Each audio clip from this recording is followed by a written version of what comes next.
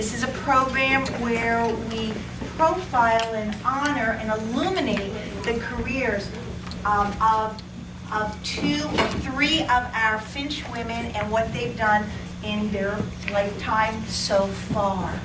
So before we go any further, and although Jessica is not here, I want to publicly state our thank you to Bert Wathen Lennox, who I know Wendy and Leslie and maybe somebody else is a graduate of Bert, but we have to thank them because they have partnered with us on all of this for each of these salons, and each time you see what a gorgeous cocktail party they put on for us, that is their donation to us and to Finch and for our scholarship.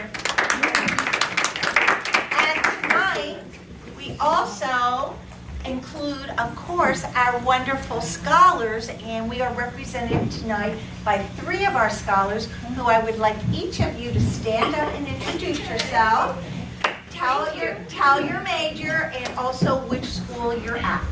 Okay. Hi everyone, my name is Carmen Guillen. I go to Pace University in Pleasantville, Westchester County, and I'm an accounting major. I'm in my last year to obtain my bachelor, and I'll be going for my master's. Akela? Hi everyone, my name is Aquila White.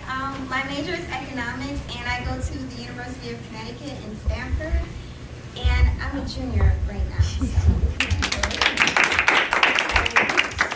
Hello, my name is Eurydice Moskowitz, and I'm a pre-med student at Columbia University. Now, our wonderful scholars came up with this great idea because, of course, we're always, tonight, all of your contributions, the $35 fee, and in fact, if you have not given a check before you leave tonight, make sure that Liz gets your check.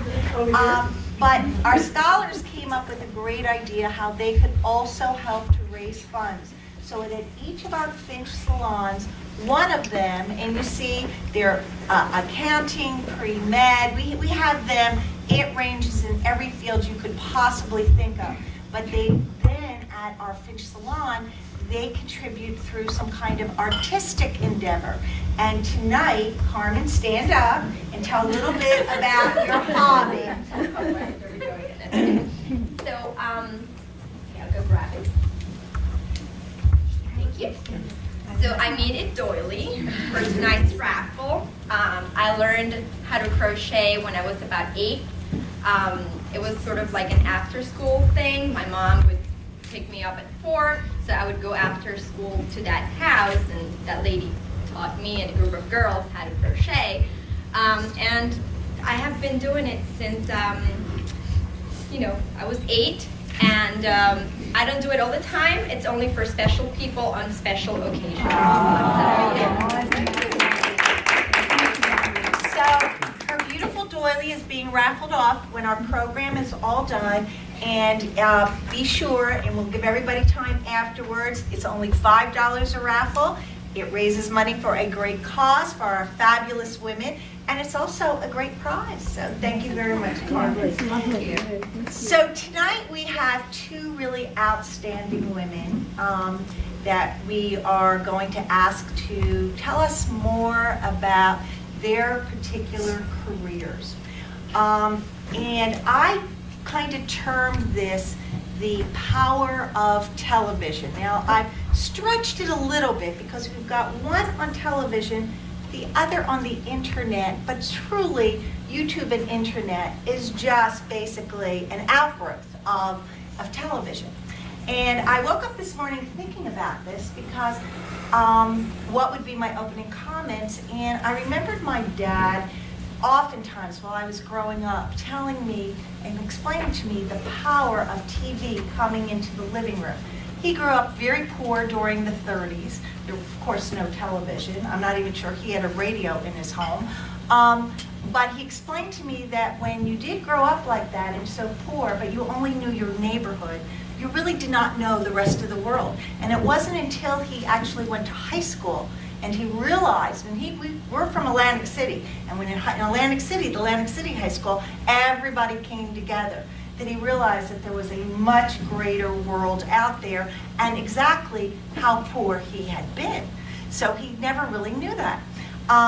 But he also explained to me that once TV appeared on the scene, its informative power and its power, good and bad, basically crafted society.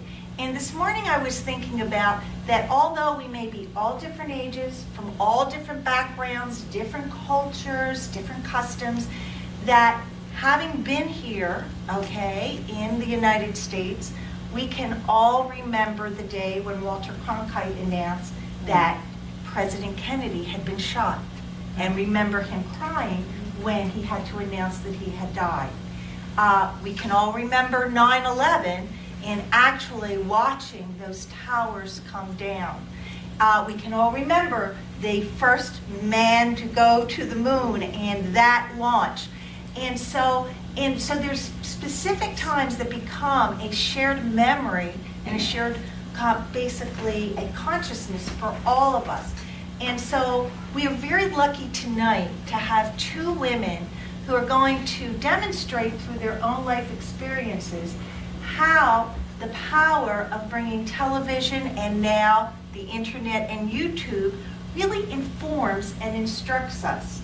But before I do so, I see one more scholar snuck in there at the end. So please introduce yourself.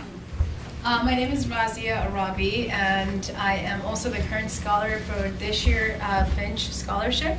And right now I'm going to Baruch College and studying accounting with minor in political science. Yes. And it was Razia who suggested to her peers that they should put together this raffle. So I wanted to make sure you knew that. Anyway, so now we will begin with Nina. Nina. Oh, Nina. Nina. Oh, I'm going to stay. Oh, I didn't. So now, oh no! I asked the question. Okay. I don't know what to say. Oh, and you have to speak into the microphone. Okay, That's right. good. We have. Can you hear me? Yeah. You have to lower the microphone. It's got to be right there. Can you hear me now? Oh, yes. Okay. Yes. So this is how we do it. I'm going to ask Nina. She'll have her turn up to bat, as they say. Then she will sit down. Then Rita gets her turn up to bat.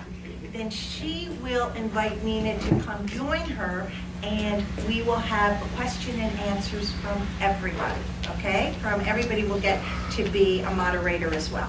So be thinking of your questions. Okay, so I very seldom like to read an entire bio of somebody. I'm hoping that as you will hear my questions, you will know who this marvelous woman is. Okay, here we go. You ready? Okay. Nina Bruna's story is a great Finch story and a great showbiz story. And actually, two of the three main characters are here in this room. Now, let's begin with how you found your way to Cooking with Nonna. That is her television show, or on YouTube. A delightful web series hosted by Rosella Rota, a young, beautiful girl. Now, I understand that Magda, who is our videographer for the evening, approached you. So here is my question. What was your initial reaction, and what was the whole process for making the audition tape? Well, I really do have to thank Magda, who encouraged me, because I'm not a self-starter. So when she came to my home, and there were Finch girls there, and we had a lovely lunch out in the Jersey Shore. Afterwards, she said, Nina, I'm in show business, and this man is the producer, Vito Rego, is looking for a Nonna from Tuscany. And you are from Tuscany, you're a Nonna, and this was a fabulous meal. How would you like to audition for the show?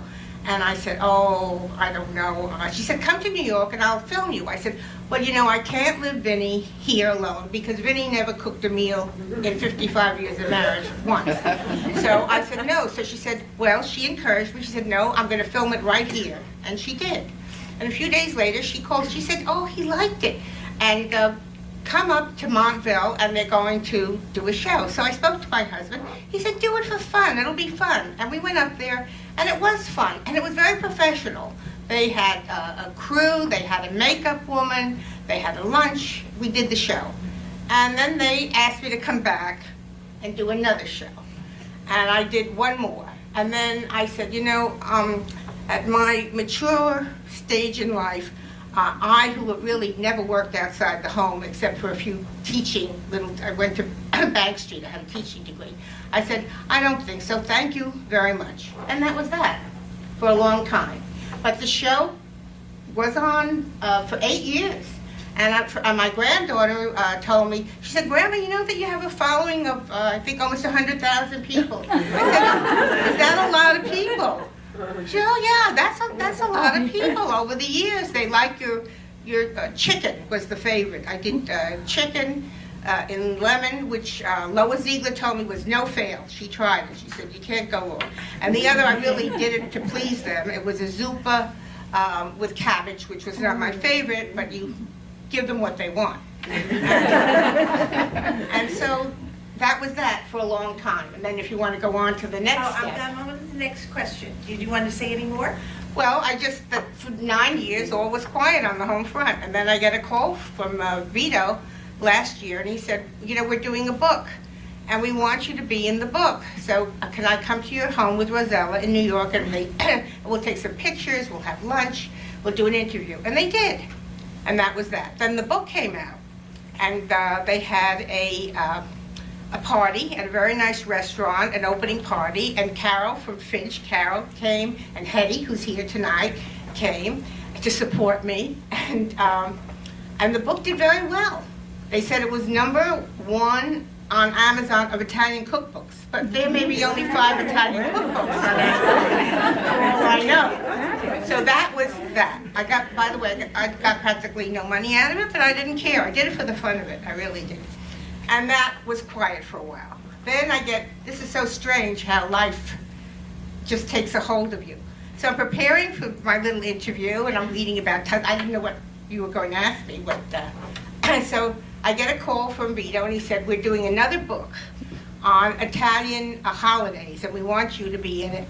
And we want you to do dolci. The dolci are the sweet things. So then I get another call yesterday. They're coming Monday, and they're going to visit another Nonna, because there are several Nonnas. There are 25 Nonnas that I know of. And so that's where we are. And I'm enjoying it because it's a project. You feel it ain't over till it's over. Wow, I can still do something. I can still contribute. And I'm having fun, just what I started out to do. Excellent. So, you should know that I went to the YouTube and I watched her 2 television shows last night, and I have to tell you, I'm a vegetarian, and those dishes looked fabulous. So, I love the section in the television show. I think this was the very first one. I love the section where you tell about yourself and how you came to cooking. And I'd love you to share your family and childhood background and how all the cooking really started with you. I grew up in Brooklyn. My father was in politics in the beginning in the Bushwick section, and then he became a judge, so we were able to move to Prospect Park West. And that's where I spent most of my childhood. I really never cooked. My grandmother, who was from Tuscany, on my mother's side, would come every day. There were 3 children, and she would cook, and my mother would cook, and they were the queen of the kitchen. I could go in there and smell and taste, but they said, va via Nina, except to reach for things. They say, tu que sei alta. I was the tall one, so I'd have to reach up to the cabinets and take everything down. And then I met my husband, who was Sicilian. He was not from northern Italy, and his mother was a really great cook, a very, very nice woman, too. So we married. I was 21, and I said, I better learn how to cook, because this guy is not going to be happy with a TV dinner. So I was at Finch. I finished school, and he was at Columbia Orthodontic program. I come home and I cook, and I started. The only way you're going to learn to cook, first you have to love it, and you have to love the people you cook for. It's a connection. It's a nonverbal way of saying to anybody, I really care about you. I love you. I want to give you sustenance. So and I started reading all these cookbooks. I call my grandmother. I call my mother. I call my sister-in-law. I call my mother-in-law. And all I can tell you is anybody can cook. It's repetition. Do it enough, and you learn how to cook. It didn't always come out perfect, but you learn from your mistakes. And it's not as Audrey would say, it's not the Last Supper, you know? It needs more salt or it needs less. And through the years, I can say I'm not a chef at all, but I've cooked for 60 years for a lot of people. And I always say no one ever got sick. They all enjoyed it. And I love my own cooking, which is very hard when you're dieting, because my mother used to say, we lived together in the summer. She'd say, but Nina, this is too delicious. I said, well, Muzzy, I don't know how to cook a bad meal. You know? I have great confidence. They say, you know, it does give you confidence, it gives you creativity. And I can say in the end of the day that I really stand on the shoulders of my mother and my grandmother, who were really terrific cooks, and they taught me the skills that I have even today. And even though I live alone now, I told the children, I want you to come for Easter because I want to hone my cooking skills. I don't want to forget. I don't want to forget how to do it. And of course, even though it's Easter, we'll have ham and asparagus. We will have pasta. At every holiday, there's pasta. So I keep my traditions, and I've handed it down. My daughter-in-laws know some of I have actually 4 books of recipes, handwritten, that no one will ever be able to read, because as some of the women here know, no one can read my handwriting. Right? But I'm going to pass them down, and I have all these handwritten things. And I do have a follow-up question to that. So, because this is the sense, and you're sharing it with us now too, but when I was listening last night. So, when you were preparing your on-air bio, and that you just shared with us, it had to be very nostalgic and personal, and we just saw that.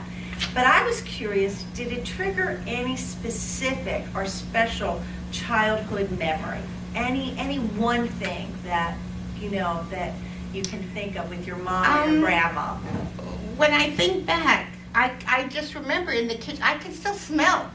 You know, I can smell the soup with the beans and I can. My grandma used to make a lamb with rosemary. I can smell it, and we used to chat. You know, the conversation, and I was thinking, yeah, when I was in Elberon, I would sit with my mother and my mother-in-law, and my grandmother was gone, and we would clean the string beans. And I remember thinking just before I sold the house, I have nobody to clean the string beans with anymore. You know, I'm the only one. I'll come over and do it with you. Okay, thank you, Karen. You will. I know you will. Okay, so now, obviously, and you've told us, you have hosted and prepared big and small, elegant and homey dinner parties. So I'd like some inside secrets. How do you decide on a menu, and what are some of your favorite combinations? I plan. I'm Virgo, and I write everything down before I go shopping, and I decide, depending on the occasion, that I have a pasta, I have a meat, I have salad, vegetable. I have more vegetables now because my daughter-in-law's a vegan, my granddaughter's a vegan. A lot of them, they don't eat meat anymore. But in the old days, everybody ate meat and chicken. And I would have my shopping list, come home, and I had a method. I'd get up 5 o'clock in the morning the day I was making the meal. And I'd make sure my hair was back. I had a very cool dress on. This is mostly down the shore, but even in New York. And my kitchen was like a laboratory. It had to be very clean. I'd start taking everything out. And I was very methodical about it. And sometimes I would do it as much as I could the day before. And my table was already set. In fact, the children said for Thanksgiving, Thanksgiving on Thursday, my table was set on Monday. And it took me forever. I don't know why. When I set my table, by the time I got the silver, and I like a nice table, by the time I got the linens, half a day was gone. Don't ask me why. And then I would look at the recipes, and I tweaked them, you know. And some I would say, well, I'm not going to put so much salt, or I'm not going to use as much sugar, or sometimes I'd be very careful with the mushrooms. I used to wash them. I don't wash them anymore because a lot of water comes out, so I would just dry them, and I don't know, they don't have any germs, I don't think. So Are they cooked? I just had, as I said, it was early in the morning. I would do most of my cooking, and my son Tony would be very annoyed. He'd say, I could smell you cooking at 5 o'clock. And I said, it was a huge Victorian house. How could you possibly smell it? And then, of course, he'd come down, and I'd see him, you know, poking into the food and saying, oh, you're complaining, but now, before we even sit down to eat, you're tasting some of the food. My children like my cooking. My husband liked my cooking. I like my cooking. I'm sure if, who was it, Anthony Bordeaux, whatever his name is, came into my kitchen, he would find many things wrong, but I did the best I could. What were a couple of your combinations that you I always made a great lasagna.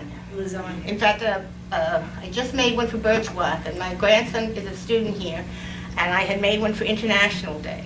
So this year, he said, Grandma, the athletic department want you to make lasagna. And I said, you know, Anthony, it takes a long time. I'm a little lazy. I mean, I'm 3-4 hours in the kitchen. Well, I made it, and they liked it. He said, oh, Grandma, they loved it. You want to make one next week? I said, no.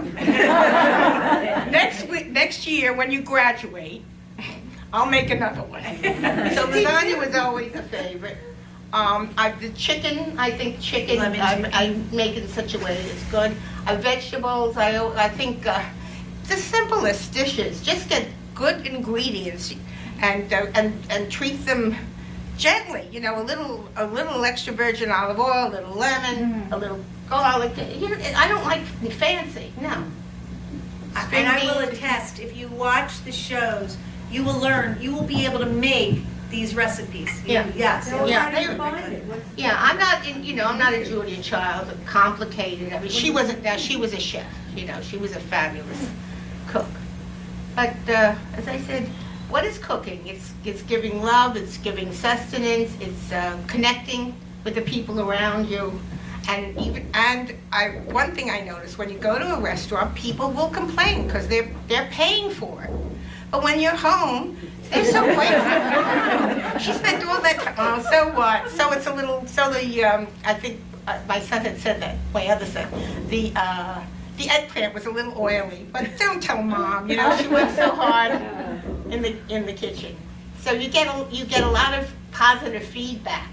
Yeah. When you're cooking at home, I think. Yes. They're not gonna I heard somebody ask, how do you get it? If you just Google Nina Bruna on cooking with Nonna, you will find it. You will find it. You just Google Nina.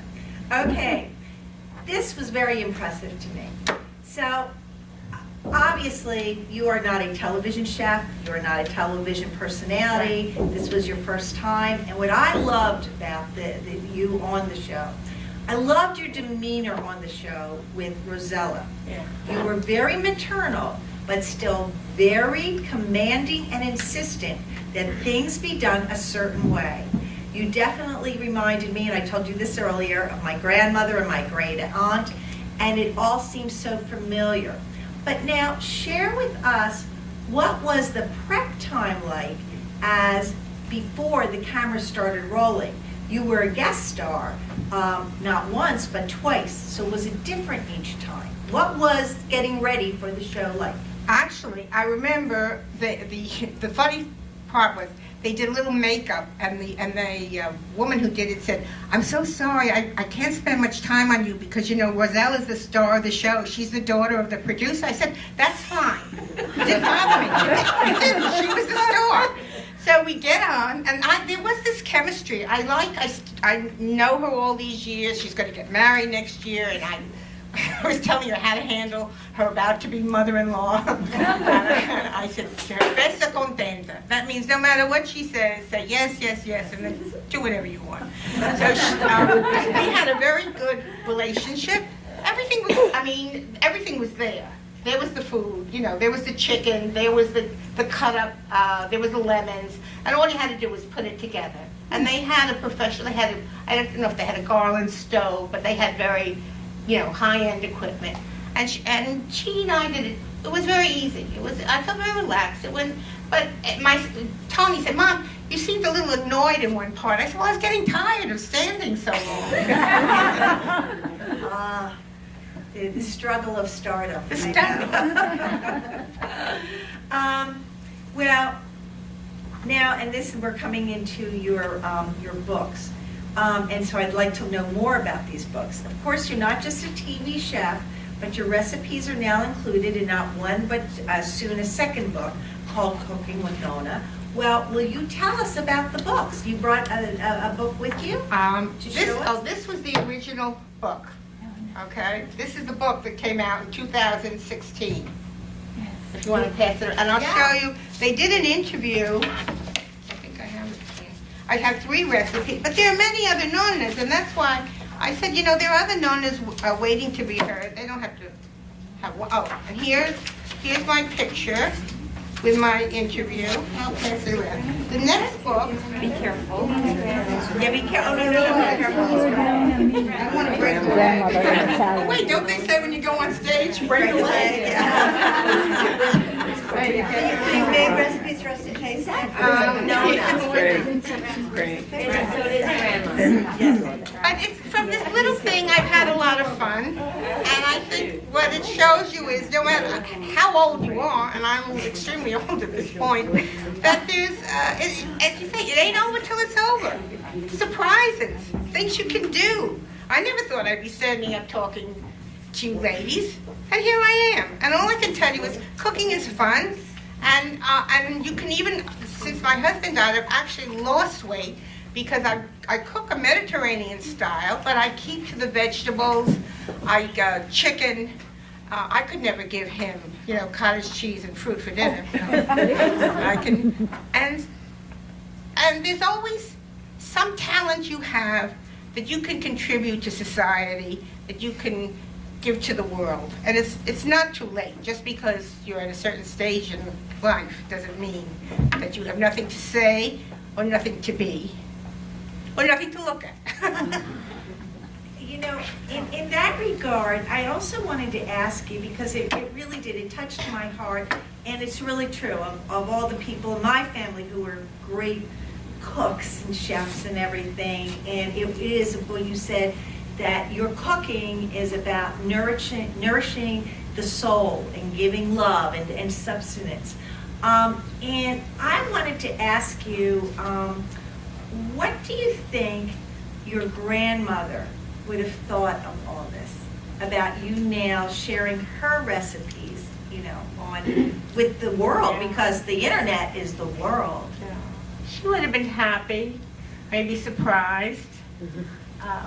She was always encouraging me in my corner, and my mother too. And I think that's what gave me confidence. And my sister Chicken, who's doing wrong now. My mother always told us, you can be, even in the 50s, when women did not have the clout they have now. She always said, you can do whatever you want. You can be whatever you want. And she was the one who encouraged me when I was almost 40 to go back to school and get my master's in teaching. And I liked it, but then I became the caretaker because my in-laws became ill, my parents became ill, my husband had an office in the apartment. Both my sons went to college and professional school in New York City, of all things, so I had them home until they married. So I was busy, and my first priority was always my home, and I was never apologetic about being a homemaker, because I just wanted, if I could finish by saying this, they asked Jackie Kennedy, well, you were married to Kennedy, you married to Aristotle, one of the richest men in the world, you met everyone, what's your greatest achievement? And she said, I think being a good mother. Yes, that's right. And I think the children are like these young girls, they're the future. and we've lived wonderful lives, but you have to pass the baton on and hope that they, I have one more question, right? You can't finish, you can't wrap up yet, but it is true, and I'd just like to comment. I'm sure your son stayed home in New York City. They had the best cook in the world. But I do have another question, and this really lends itself to everything you've been saying. Do you think because our world today is so youth-oriented, but do you think that particularly in the world of food and cooking, do you think that there is something about age and life experience that makes one a better chef and a better cook? yes. That's why I have not tried of course, all the recipes in this book. But these are women that have been cooking for a long time. And they may not be experts at nouvelle cuisine or presented in the most elaborate way. They know what people like. They know what agrees with people. And as I said, if you do something long enough, over and over, and you're good enough, and you like it, you have to like food. I don't think it's a deal breaker, but the fact that you like food certainly helps. Yeah, of course, I think so. Life experience. Well,